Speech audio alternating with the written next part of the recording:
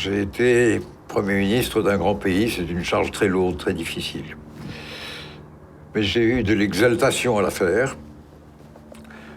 Et ce double plaisir, la paix en Nouvelle-Calédonie, l'allocation du RMI, des bonheurs énormes.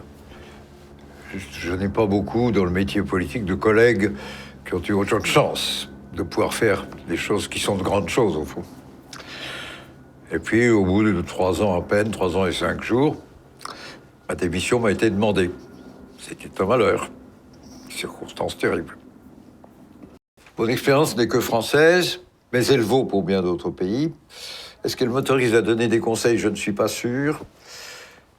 Ce que j'ai appris en tout cas, c'est que les bonnes choses sont lentes à naître. Mon conseil, c'est n'écoutez jamais. Ne donnez pas trop d'importance à ceux qui ne parlent que du court terme, du jour qui vient, de l'événement qui passe, et qui ne s'occupent pas de la semaine suivante.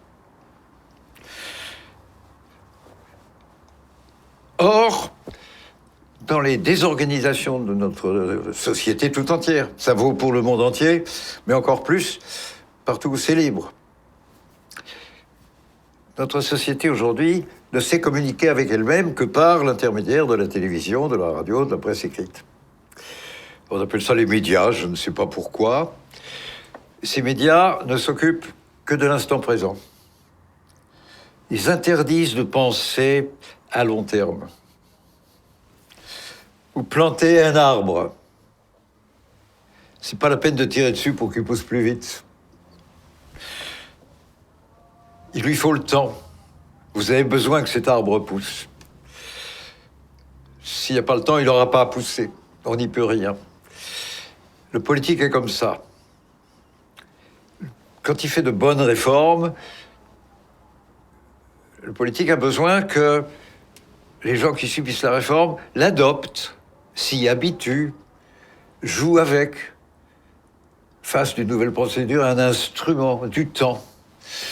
Quiconque ne donne pas le temps au temps se trompe.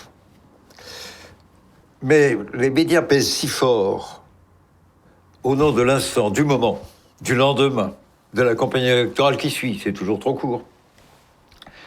Cela se trompe gravement.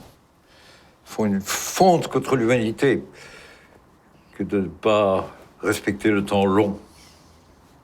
Moi, je ne suis pas philosophe. Et j'ai passé ma vie à ne pas m'encombrer de choses aussi compliquées. Mais nous sommes la vie. Le sens de la vie, c'est le respect qu'on lui porte. Et ce qu'on est en train de comprendre en plus, après 5000 ans d'histoire pendant lesquels toutes ces questions n'étaient liées qu'à la vie des hommes, de l'humanité. Ce qui se passe en ce moment, c'est que l'humanité est en train de découvrir que la vie est une, végétale, animale, humaine. Et que tout ça est solidaire. Et qu'il n'y a qu'une vie. Et probablement aujourd'hui, le sens de la vie, c'est la prise de conscience de cette unité de la vie, dans laquelle l'humanité n'a plus le droit de continuer à ne s'occuper que d'elle-même, ce que même ces philosophes ont longtemps fait pendant des milliers d'années.